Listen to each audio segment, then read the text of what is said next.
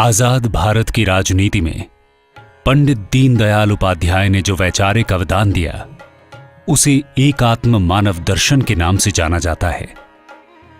पंडित दीनदयाल का मानना था कि मानवता के सामने हमेशा एक सवाल रहा, वो ये कि पश्चिम की विचारधाराओं में जब वे व्यक्ति के लिए नीतियां और कानून बनाते हैं तो समाज की उपेक्षा हो जाती है और समाज का दीर्घकालिक नुकसान करके व्यक्तियों के हित में कानून बनते हैं।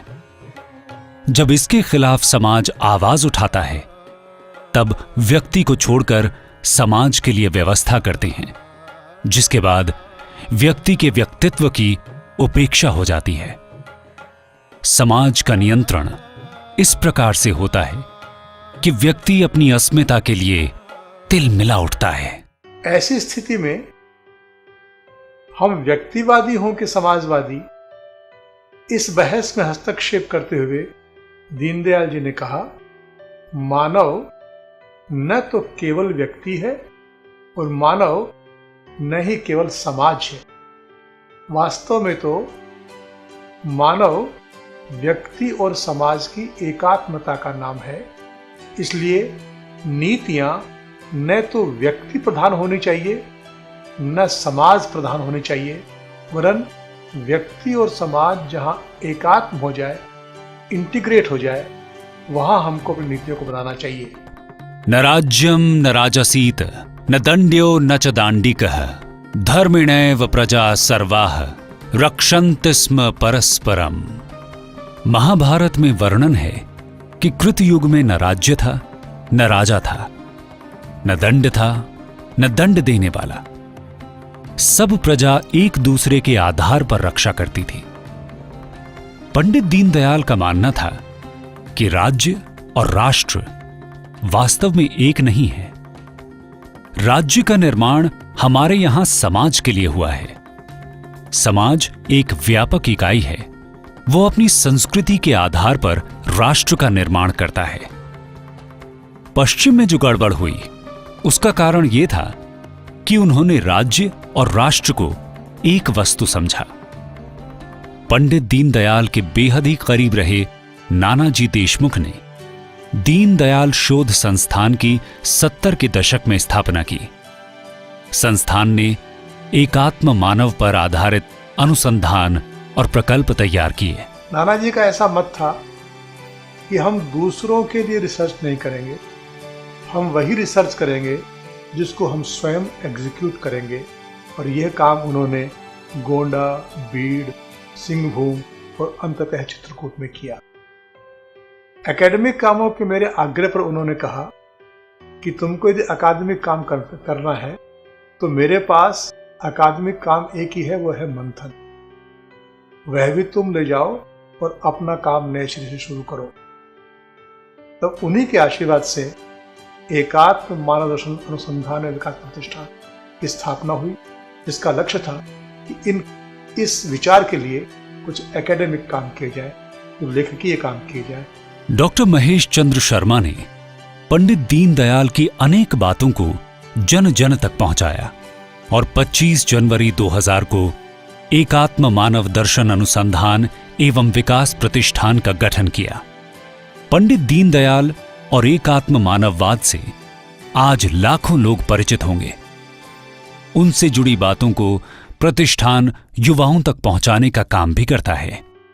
महाविद्यालयों में, विश्वविद्यालयों में और कई तरह के फ्रंट्स पर जाकर हम देश के युवा वर्गों को समाज के साथ, समाज के संवेदनशील मुद्दों के साथ जोड़ना चाहते हैं।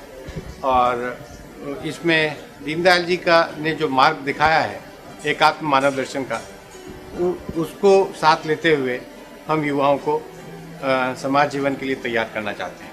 आज का युवा एक सही दिशा की तलाश में भटक रहा है। उसको समाज की बहुत सारी विकृतियां नजर आ रही, और ये समाज की जो विकृतियां हैं ये आर्थिक कारणों से ज्यादा उत्पन्न हुई हैं। दीनदयाल जी ने अब से 50 वर्ष पूर्व कहीं ना कहीं उनको इसका आभास हुआ था कि इस तरीके का जो समाज चल रहा था, उन दिनों भी चल रहा था, जो शिक्षा पद्धति हम लोगों ने अडॉप्ट की थी अंग्रेजों के समय से, उसके कारण से समाज में जो विकृतियां उत्पन्न हुई थी, उनका आभास हो गया था कि वो आगे जाकर बहुत ही ज्यादा इंटेंसिफाई होने वाली है। प्रतिष्ठान के गठन के बाद से 3 तरह की गतिविधियों पर मुख्य रूप से ध्यान दिया गया। सबसे पहले मंथन का नियमित रूप से प्रकाशन, जिसमें पंडित दीनदयाल की विचार यात्रा और भारतीयकरण की दिशा में हो रहे प्रयासों को लिखा गया। दूसरा, एकात्म मानव दर्शन से जुड़े जो सिद्धांत हैं, उन पर परिसंवाद और दीनदयाल स्मृति व्याख्यान जैसे कार्यक्रम सन 2000 से हर वर्ष आयोजित किए गए। और तीसरा, लोकतंत्र का विकास किस प्रकार किया जाए, इसकी विविध संगोष्ठियां, अभ्यास वर्ग और साहित्य का प्रणयन यह प्रतिष्ठान के माध्यम से हुआ। लोकमत परिष्कार की जो अवधारणा दीनदयाल जी ने दी, उसके आधार पर प्रतिष्ठान ने राजस्थान में विशेष कार्यक्रम किए। सिद्धांतहीन मतदान, सिद्धांतहीन राजनीति का जनक, और इसलिए मतदाता को सिद्धांतवादी बनाना, इसके लिए उन्होंने एक कॉन्सेप्ट दिया जिसका नाम है लोकमत परिष्कार। इस लोकमत परिष्कार के लिए प्रतिष्ठान ने अनेक कार्यक्रम किए हैं, पर इसका केंद्र सामान्यतः राजस्थान रहा है, जिसमें अनेक कार्यकर्ताओं के अभ्यास वर्ग, अनेक संगोष्ठियां, अनेक सामाजिक कार्यक्रम हुए। और लोकमत परिष्कार यह एक ऐसा आयाम है जिस पर बहुत काम करने की आवश्यकता है।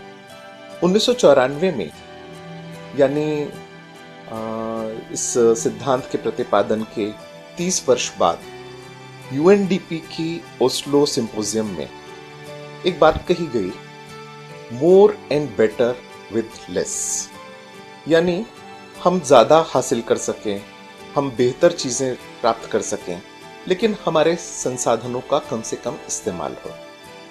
तो ये कैसे हो सकता था? इसका सिद्धांत जो था, इसका जो आधार, इसके लिए जो हमको राह दिखाई थी, वो एकात्म मानव दर्शन के माध्यम से दीनदयाल जी ने दिखाई थी। सन 1986 में डॉक्टर महेश चंद्र शर्मा ने अपनी पीएचडी थीसिस पंडित दीनदयाल के विचार एवं कर्तृत्व पर लिखी।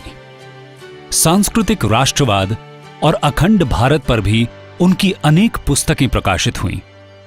विविध यामी साहित्य रचा गया, जिसमें विभाजन अस्वीकार, अखंड भारत, दीनदयाल उपाध्याय का आर्थिक चिंतन, बंटवारा नहीं और संसद में सांस्कृतिक राष्ट्रवाद मुख्य रूप से शामिल हैं।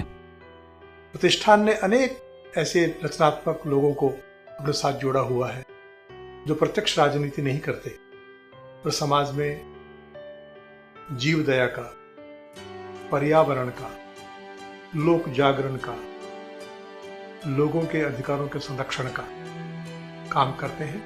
ऐसे लोगों के साथ संवाद प्रतिष्ठान का हुआ है। प्रतिष्ठान को देश के कई आध्यात्मिक, सामाजिक एवं राजनीतिक लोगों का मार्गदर्शन प्राप्त हुआ। साधारण सभा सदस्यों में भी देश में वैचारिक, सामाजिक और अकादमिक रूप से सक्षम लोगों ने अपनी सहभागिता दिखाई।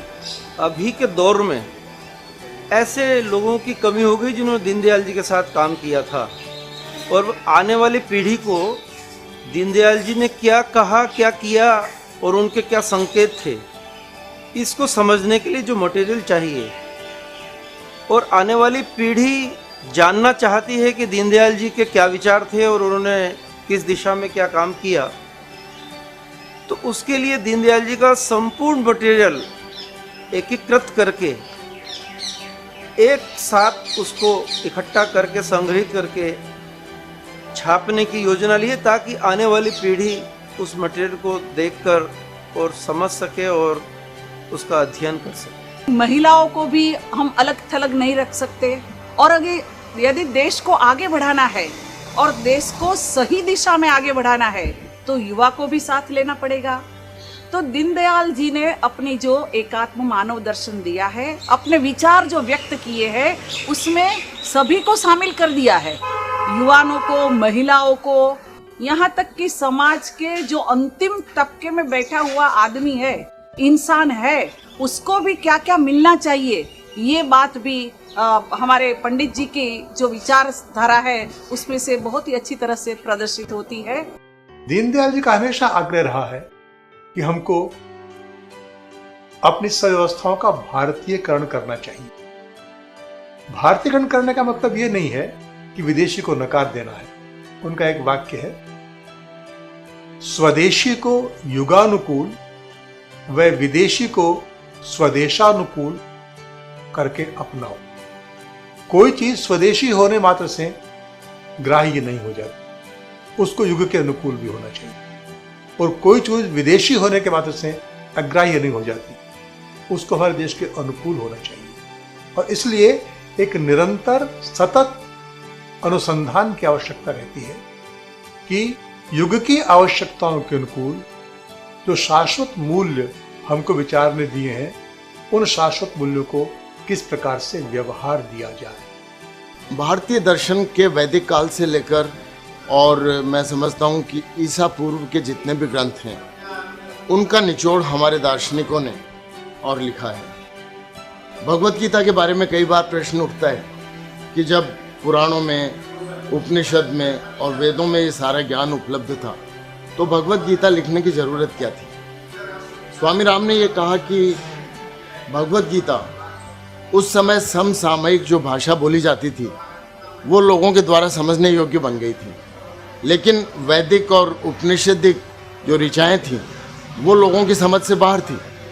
ठीक उसी तरह से पंडित दीनदयाल जी ने जो व्याख्याएं की हैं, हो सकता है कि आज की पीढ़ी के लिए क्लिष्ट हो, और उन क्लिष्ट भाषा से बाहर निकलकर एक सरल भाषा में ये सारे कॉन्सेप्ट्स, सिद्धांत और जो भी सोच है उसको हम युवा पीढ़ी तक पहुंचा सकें।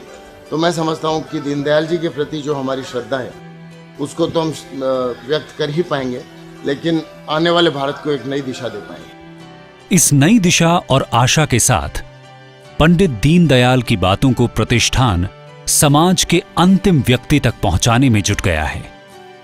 अखंड मंडलाकार समाज रचना, जिसे महात्मा गांधी ने सामुद्रिक वर्तुलाकार समाज भी कहा, दीनदयाल जी ने ऐसे समाज की संरचना में अपना जीवन लगा दिया, जिसमें बताया गया है कि व्यक्ति और समाज में एकात्म है मानवता।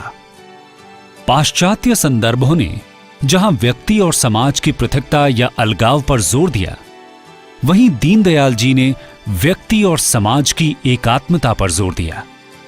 वे तो मानते थे कि व्यष्टि, समष्टि, सृष्टि और परमेष्टि, इन चारों की एकात्मता का नाम ही मानवता है। आज प्रकृति विजय अहंकार ने पर्यावरण क्षत विक्षत कर दिया है। भौतिक आग्रहों ने आध्यात्म को उपेक्षित कर दिया है। आओ, एकात्म मानव दर्शन अनुसंधान एवं विकास प्रतिष्ठान के साथ मानव की इस चतुर्विध एकात्मता का साक्षात्कार करें। धर्म, अर्थ, काम व मोक्ष की साधना करें।